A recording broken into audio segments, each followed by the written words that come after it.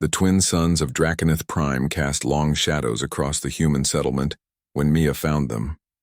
She was only 7 standard years old, small even by human children's standards, but she had a heart that the galaxy's most advanced scanners couldn't measure. Behind the recycling units, 2 creatures whimpered in pain.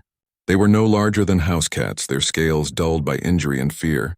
One had a torn wing membrane, the other bore deep gashes across its hindquarters. Their eyes, intelligent and ancient despite their small size, watched Mia with a mixture of terror and hope. "It's okay," Mia whispered, kneeling in the red dust. "I won't hurt you." The creatures hissed weakly, smoke curling from their nostrils. Around the settlement, warning klaxons would have sounded if anyone knew what these creatures were. Baby dragons, apex predators of the Scorched Nebula, beings whose adult forms could melt starship hulls with their breath and whose kind had destroyed 3 human colonies in the past decade. But Mia saw only pain, only creatures that needed help. She pulled off her jacket, ignoring the heat of the desert world, and carefully wrapped the first dragon.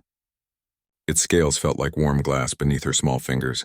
The creature struggled once, then went still, perhaps recognizing that this tiny human meant no harm.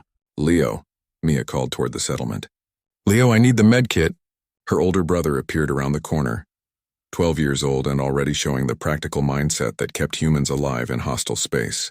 His eyes widened when he saw what Mia was holding. "Mia, no. Those are hurt," Mia said firmly. "They're hurt, Leo, please." Leo stood frozen, every survival instinct screaming at him to run, to alert the settlement, to activate the defense grid. These creatures grew into monsters. Everyone knew that. Their parents had barely escaped the Draconith incursion at New Harmony. But Mia's eyes held that look. That stubborn, compassionate look that made her treat every injured creature like it mattered, like it deserved to live.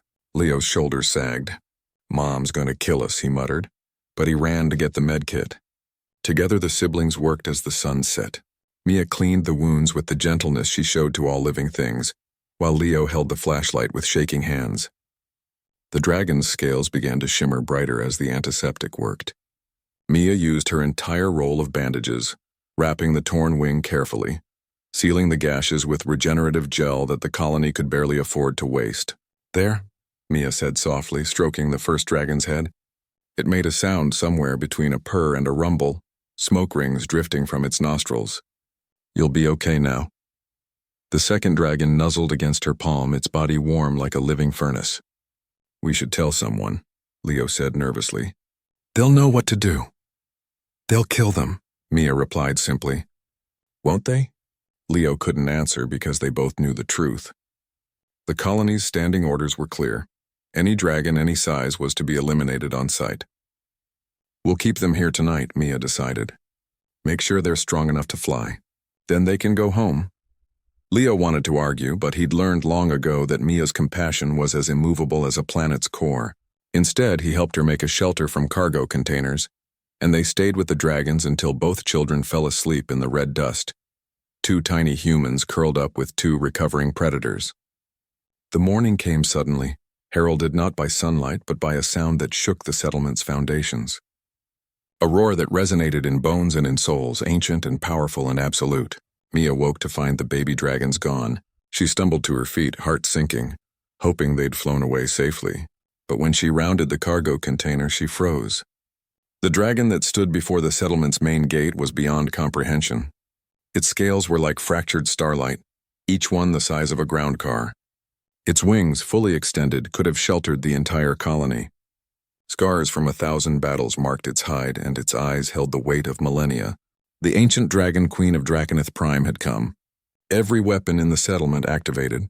Plasma cannons hummed to life. Soldiers rushed to defensive positions. The colony's AI calculated their survival odds at 0.003%.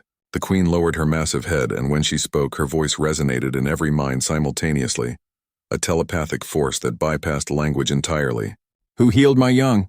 Terror paralyzed the settlement. No one moved. No one spoke. Then Mia stepped forward. "I did," she said in her small voice, walking past armed soldiers and activated weapons to stand before a creature that could end her with a thought.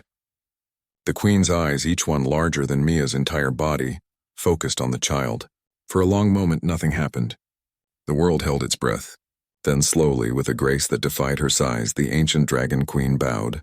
Her massive head touched the red dust before the 7-year-old girl. "The debt is marked," the queen's voice echoed in every mind. "The bond is sealed. From this moment until stars grow cold, the children of Miraborn shall have the protection of Drakenith." She raised her head, and 2 small forms swooped down from the sky, the baby dragons fully healed and jubilant. They spiraled around Mia, chirping sounds that might have been laughter. "You saw pain, not species," the queen continued, her ancient eyes now soft. "You gave kindness, not judgment. This is the strength of humanity. This is why you survive among stars." Leo found his voice, though it shook. "We're at war with your kind." "No longer," the queen declared. "This human child has shown what your weapons could not. Mercy is power, compassion is strength. The war ends today."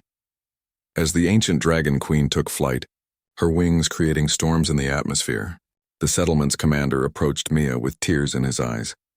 "Do you understand what you've done?" he asked. Mia watched the dragons disappear into the sky, her small hand finding Leo's. "I just helped someone who was hurt," she said simply. And in that moment, standing in the red dust of an alien world, humanity proved what it had always been. Not the strongest species, not the smartest, not the most advanced, but perhaps the kindest. And sometimes in a cold and hostile universe, kindness was the most powerful weapon of all.